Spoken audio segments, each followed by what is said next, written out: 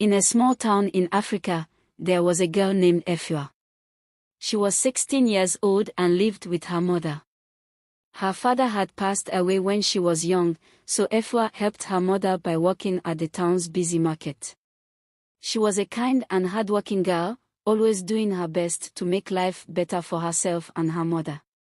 Every day after school, Efua would hurry to the market, where she worked at a small store selling fruits and vegetables. One afternoon, as she was stacking oranges neatly, she noticed a boy standing by the corner of the market. He was watching her. His name was Kojo, and he went to her school, but she didn't know him well.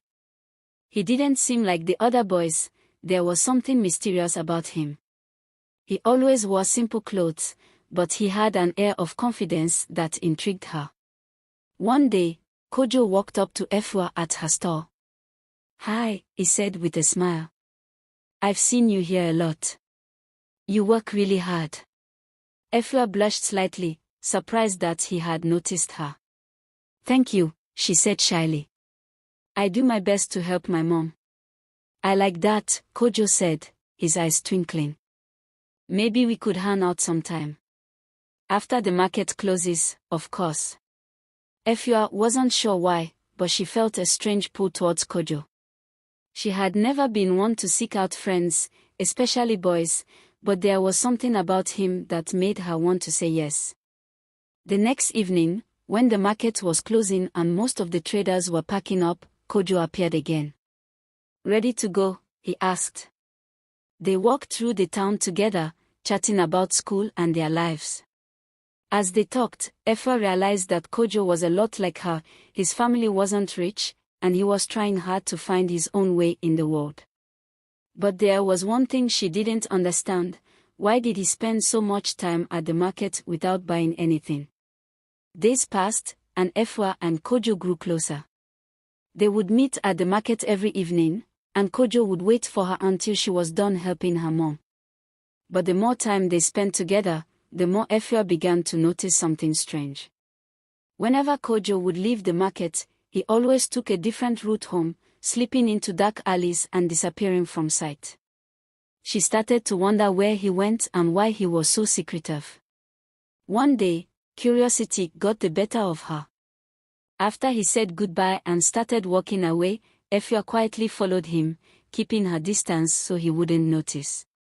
She crept through the shadows, her heart pounding.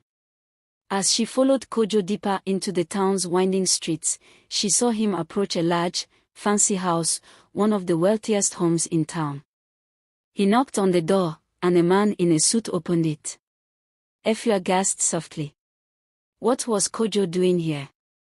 Why would someone like him be at such a rich house?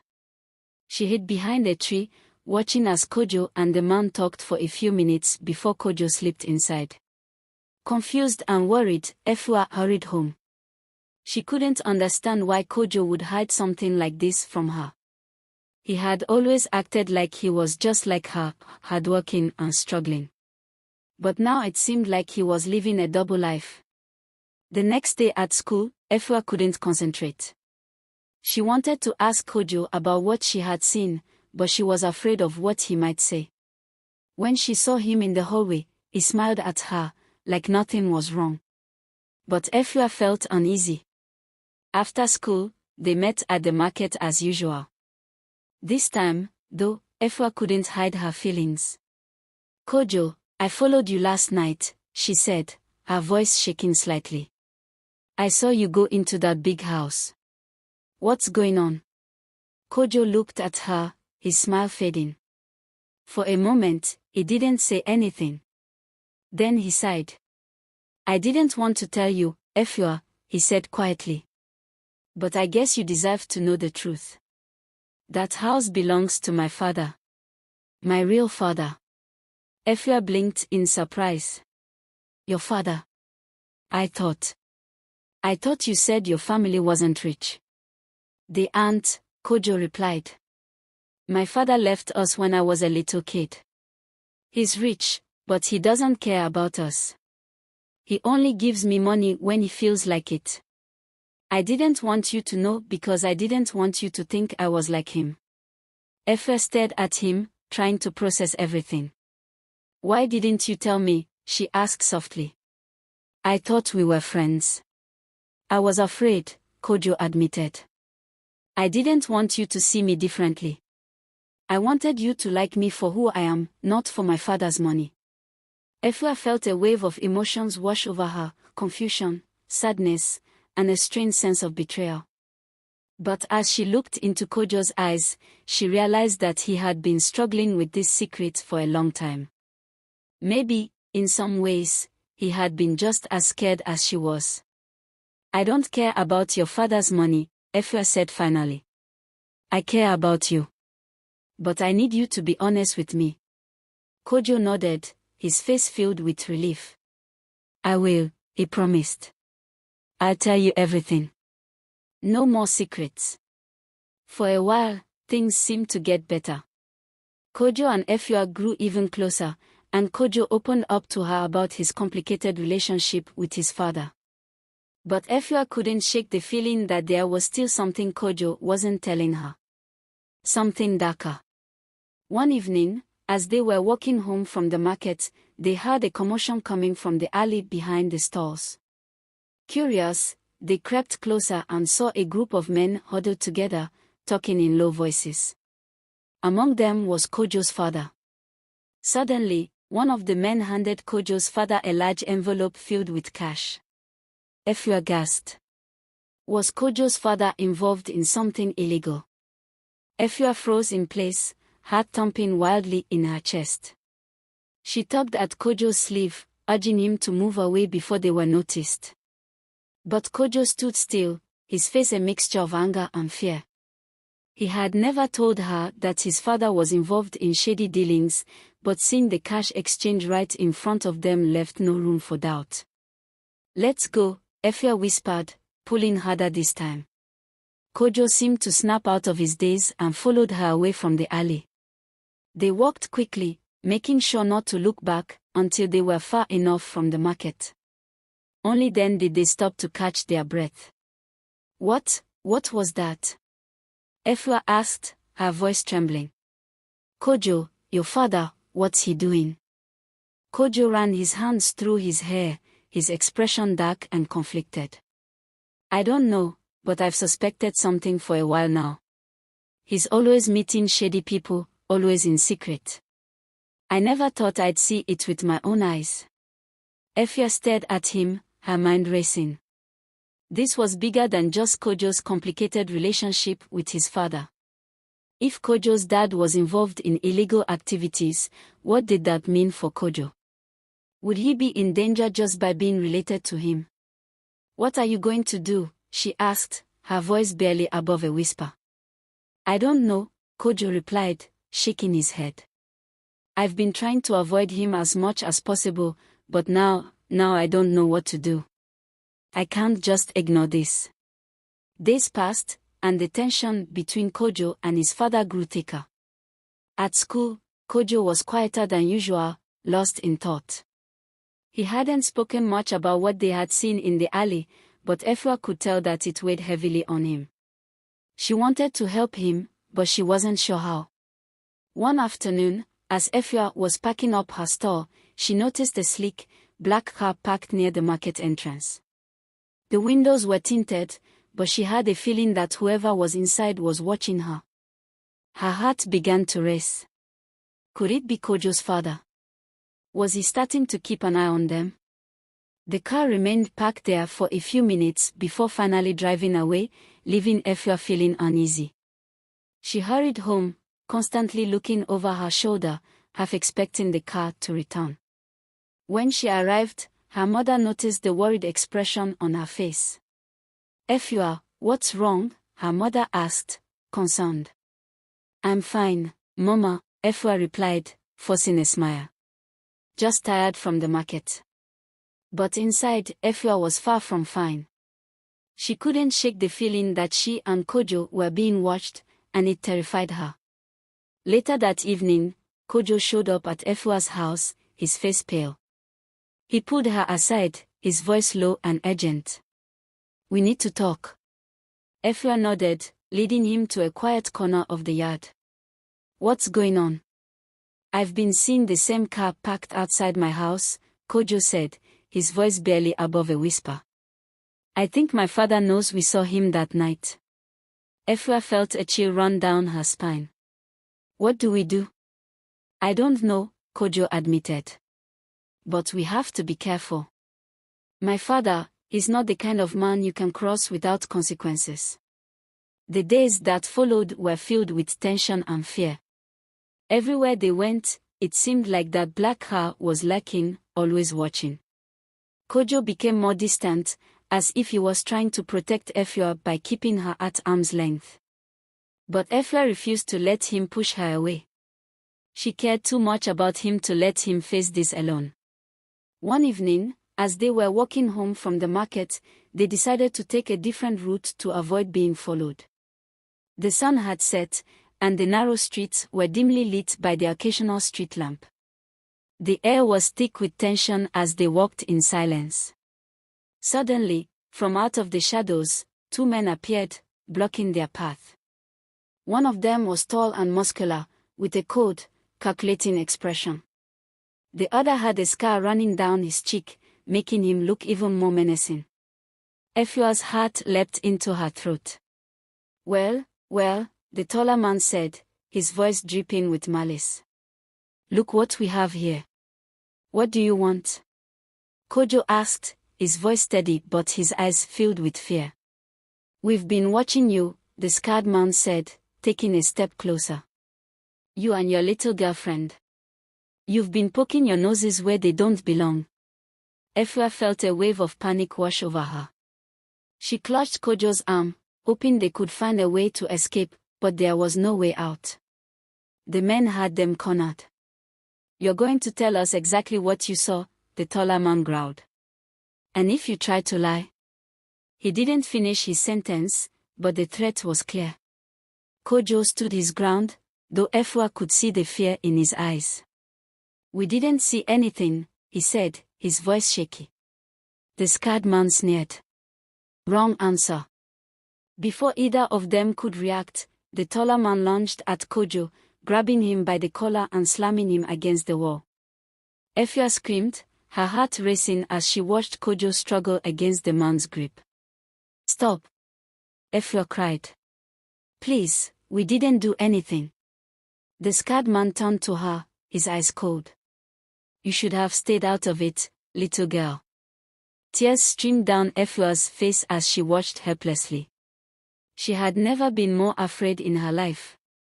She didn't know what to do, how to save Kojo from these dangerous men. But then, just when all hope seemed lost, a loud voice echoed through the street. Hey! What's going on here? The men froze, their heads snapping in the direction of the voice. It was an older man, one of the market traders, standing at the entrance of the alley. He had a phone in his hand, and it was clear he was ready to call for help. The taller man cursed under his breath and released Kojo, who fell to the ground, gasping for air. The two men exchanged a look before turning and disappearing into the shadows, leaving Efua and Kojo shaken but unharmed. The older man hurried over to them, concern etched on his face. Are you two all right? Kojo nodded weakly, still catching his breath. Thank you, he managed to say. You kids need to be careful, the man said. This town isn't as safe as it used to be. That night, Efua and Kojo made a decision. They couldn't keep living in fear, constantly looking over their shoulders. They had to take action. But what could they do against men as dangerous as Kojo's father and his associates? The next day, they skipped school and went to the police. It was a risky move, but they knew they had no other choice. They explained everything about the shady dealings they had witnessed, the men who had attacked them, and Kojo's father's involvement. The police listened carefully, but Efua couldn't help but feel uneasy. What if Kojo's father had connections within the police force? What if this only made things worse? Days passed, and Efua and Kojo tried to return to their normal lives. But the black car was still out there, always lurking in the distance. The tension between them grew as they waited for something, anything, to happen. Then, one evening, Efua came home to find her mother sitting at the kitchen table, looking pale and worried. "Efua, we need to talk," her mother said, her voice trembling. "What's wrong, Mama?" Efua asked, her heart sinking. Her mother took a deep breath before speaking. "I got a call today. From the police. They said you've been involved in something dangerous. Is this true?" Efua felt a lump form in her throat. She had hoped to keep her mother out of it, but now it seemed like the danger was getting closer to home.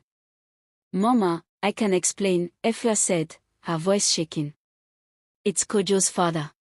He's involved in something illegal, and we saw it. Now they're after us." Her mother's eyes widened in shock. "Efua, you should have told me sooner." "I didn't want to worry you," Efua said, tears welling up in her eyes. "But now I don't know what to do." Her mother stood up, her face filled with determination. "We'll figure this out together. You're not alone in this." That night, Efua lay in bed, staring at the ceiling. She couldn't shake the feeling that something terrible was about to happen. The black car, the men in the alley, the attack, it all felt like a nightmare she couldn't wake up from. The weight of fear pressed down on her, but deep inside, a spark of determination ignited. She knew she had to protect herself, her family, and Kojo. The next morning, Efua woke up with a sense of purpose. She quietly got dressed and made her way to Kojo's house. She had a plan, and she needed him on board. As she approached, she noticed the black car parked a few houses down. Her heart raced, but she pressed on, knocking on Kojo's door. When he answered, she could see the tiredness in his eyes. He had dark circles under them, and his hair was a messy tangle. "Efua," he said, his voice soft. "What's going on?" "We need to be smart about this," Efua said, urgency in her voice. "We can't just wait for something to happen. We need to gather evidence against your father and those men." Kojo frowned. "Are you sure that's a good idea? What if they find out?" "We can't live in fear, Kojo," she replied. "We have to fight back. Let's gather information, find proof, and then go to the police again. This time, we won't just tell them, we'll show them." After a moment of hesitation, Kojo nodded. "All right. But we have to be careful." They spent the day brainstorming. They decided to track Kojo's father, hoping to catch him in the act. They couldn't just confront him, it would be too dangerous. Instead, they would follow him discreetly, taking notes and gathering information. As night fell, they waited for Kojo's father to leave the house. They hid behind a bush, shivering with anticipation. Finally, the door creaked open, and Kojo's father stepped outside, wearing a dark jacket. He looked around cautiously before heading toward the black car parked nearby. "Let's go," Efua whispered, and they followed him at a distance. The streets were empty, and the only sounds were their footsteps and the distant hum of the city. Kojo felt a knot in his stomach. "What if he sees us?" "Just keep your head down and stay close," Efua replied, her heart racing with excitement and fear. They trailed him down winding streets, through alleyways, and finally to a dimly lit warehouse at the edge of town. They crouched behind a stack of crates, straining to hear the conversation inside. It was hard to make out the words, but they could see shadowy figures moving around. The tension was thick in the air, and Efua felt a shiver run down her spine. After a few minutes, they spotted Kojo's father shaking hands with two men, the same ones who had confronted them before. It was a deal of some sort, and they could see briefcases being exchanged. Efua quickly pulled out her phone, snapping pictures while trying to keep quiet. Suddenly, a loud crash echoed from inside the warehouse, followed by raised voices. Kojo and Efua exchanged worried glances. "Maybe we should leave," Kojo suggested, his voice trembling. No. We need to see what's going on, Efua insisted, driven by determination. She had to know the truth. As they leaned in closer, the commotion inside escalated. The door flew open, and a man stumbled out, clearly angry. He shouted something, but they couldn't make out the words. Let's get a better view, Efua said, urging Kojo to follow her. They crept closer, hiding behind another set of crates, their hearts pounding. The situation inside was spiraling out of control. They could hear shouting and then a loud bang, like something heavy had fallen. Suddenly, a light flashed on, illuminating the area around the warehouse. Efua froze, heart racing. They were caught. But before they could react, a group of men spilled out of the warehouse, looking frantic and angry. Get the evidence, one man shouted. We can't let anyone find out what's happening here. What are we going to do? Kojo whispered, panic creeping into his voice. We have to run. Efua said, grabbing his hand. They turned to escape, but a figure stepped out from the shadows, blocking their path. Going somewhere, the tall man said with a menacing smile. It was the scarred man, and he looked more dangerous than ever. Efua and Kojo exchanged terrified glances, knowing they were trapped. They had come too far and now it seemed like all their efforts would end in disaster. Please, just let us go, Efua begged, her voice trembling. We didn't see anything. The scarred man stepped closer, eyes narrowing. You shouldn't have poked your noses where they don't belong. Now, you're going to pay for it. Just then, a commotion erupted behind them. The two men from the warehouse were shouting, and it was clear they were trying to escape from something. Run! Kojo yelled, and without thinking, they bolted in the opposite direction. They dashed through the maze of crates, hearts pounding as they heard footsteps behind them. Don't let them get away, the scarred man shouted, and Efua could hear the men closing in. They sprinted toward the back of the warehouse, desperate to find a way out. The night air was cool against their skin, but they could feel the heat of panic rising. As they turned a corner, they stumbled upon an open door leading to a narrow alleyway. Here! Efua cried, and they darted inside just as the men rounded the corner behind them. They pressed against the wall, trying to catch their breath and hoping to remain hidden. I can't believe we're doing this, Kojo whispered, his eyes wide with fear. Just stay quiet, Efua replied, her heart racing as they listened to the footsteps echoing outside. The men searched the alleyway, their voices filled with anger and frustration. Efua could hear them getting closer, and she felt as if time had stopped. Would they be caught? Finally, the footsteps faded, and the men moved on, their voices becoming distant. Efua and Kojo waited in silence, their hearts pounding in their chests. I think they're gone, Kojo whispered after a few minutes. Efua nodded, relief washing over her. We need to get out of here. Fast. They slipped out of the alleyway, carefully making their way back to the street. But as they turned the corner, they noticed that the black car was still parked nearby, and this time it was closer than before. What if it's them? Kojo whispered, his voice filled with dread. We have to be smart, Efua said, trying to keep her voice steady. Let's find a way to distract them. They scanned the area, looking for anything they could use. Efua spotted an old dumpster nearby, and a plan began to form in her mind. If we can make some noise over there, maybe we can draw their attention, she suggested, pointing toward the dumpster. Kojo nodded, and they quickly made their way over. Efua picked up a loose piece of metal from the ground and banged it against the side of the dumpster, creating a loud clatter. Now, she said, grabbing Kojo's hand as they dashed away from the noise. They ran in the opposite direction, hearts pounding as they heard the men shout in confusion. Where are they? One of them yelled, and they could hear the footsteps pounding toward the sound of the clatter. They sprinted down the street, not stopping until they reached the edge of the market, where the bustling crowd hid them from view. They ducked into a small cafe, breathing heavily as they collapsed into chairs. What just happened? Kojo gasped, wide-eyed. We almost got caught, Efua said, shaking her head in disbelief. But we made it. We can't stop now. We have to keep gathering evidence. Kojo took a deep breath, trying to calm his racing heart. You're right. But we have to be careful. We can't let this happen again. The next day, they returned to school, determined to keep their lives as normal as possible while still working on their plan. They kept their heads down, avoiding any mention of the previous night's events.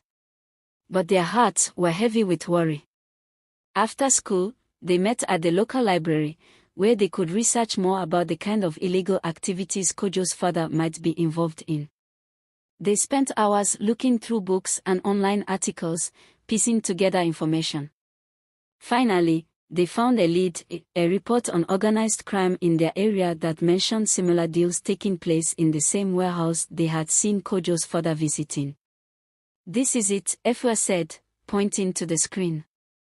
If we can connect this to your father, we can bring him down. Kojo leaned closer, excitement mingling with fear. But how do we do that? We can't just walk into the police with this information. We'll have to be smart about it, Efua said, her mind racing. We need more evidence. We have to go back to the warehouse. Kojo hesitated, his expression wary. That's risky, Efua. I know. But if we don't act now, we may never get another chance. She looked into his eyes, feeling the weight of the moment. Are you in? Kojo took a deep breath, the fear evident in his gaze. I'm in. But we have to be careful. No mistakes this time.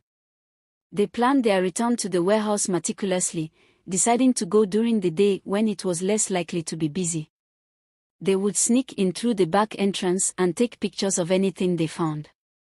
The next morning, they approached the warehouse cautiously, adrenaline pumping through their veins. The sun hung low in the sky, casting long shadows on the ground. As they reached the back entrance, they exchanged nervous glances before slipping inside. The air was thick with dust, and the dim light barely illuminated the space. They moved cautiously, careful not to make a sound. Suddenly, a loud crash echoed from deeper inside the warehouse, causing them to jump. They exchanged worried looks, but Efua pressed on, leading the way as they crept toward the noise. As they rounded a corner, they found themselves in a large room filled with crates and boxes. The scene before them made their hearts race. Two men were unloading a truck, and they were surrounded by packages that looked suspiciously like the ones they had seen in the previous night's deal. This is it, Efua whispered, pulling out her phone to capture the evidence. But as she began to snap pictures, a voice rang out. What are you doing here? They froze as the scarred man stepped into the room, his eyes narrowing in suspicion. Run! Kojo shouted, grabbing Efua's hand as they turned to escape. They dashed through the maze of crates, adrenaline fueling their flight. They could hear the man shouting behind them, his footsteps pounding as he chased after them. Don't let them get away, he yelled, and Efua's heart sank. They were being hunted. They burst through a side door and found themselves outside, the bright sunlight blinding them momentarily. They sprinted down the street, adrenaline coursing through their veins. Where do we go? Kojo panted, glancing over his shoulder. Back to my house, Efua replied, urgency in her voice. We have to lay low until we figure out what to do. They arrived at Efua's house, breathless and shaken. She quickly locked the door behind them, her heart racing as she tried to calm her mind. What now? Kojo asked, pacing the small living room. Efua took a deep breath, her mind racing. We have to figure out how to get this evidence to the police. But we can't go back there. They'll be waiting for us. They spent the rest of the afternoon discussing their next move. They knew they couldn't go to the police directly after what had happened. They needed to find a way to get the information out without putting themselves in danger. Finally, Efua had an idea. What if we create an anonymous tip? We can send the pictures and the report we found at the library. Kojo nodded slowly, understanding her plan. It might work. But how do we make sure they take it seriously? We'll include as much detail as we can, names, dates, and locations, Efua suggested.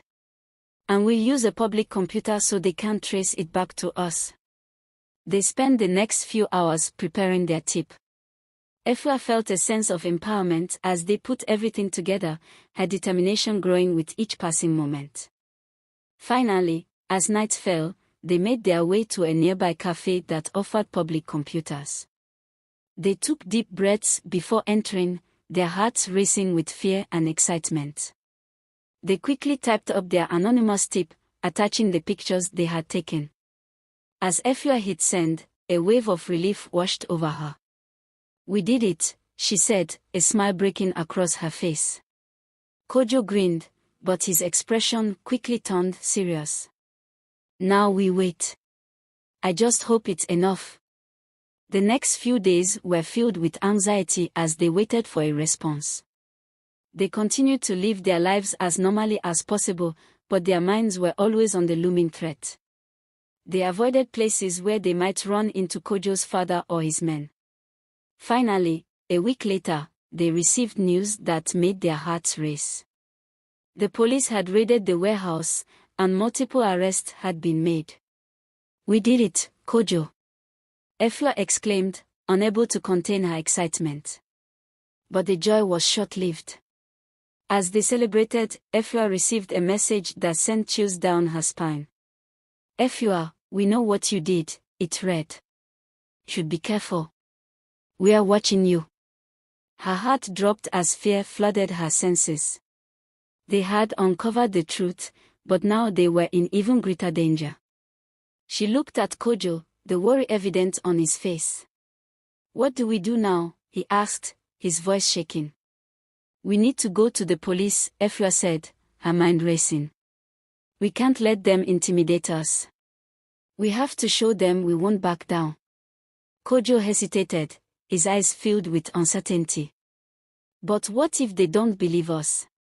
What if they are still connected to your father?" "Then we'll find another way," Efua replied, determination hardening in her voice. "We can't let them win."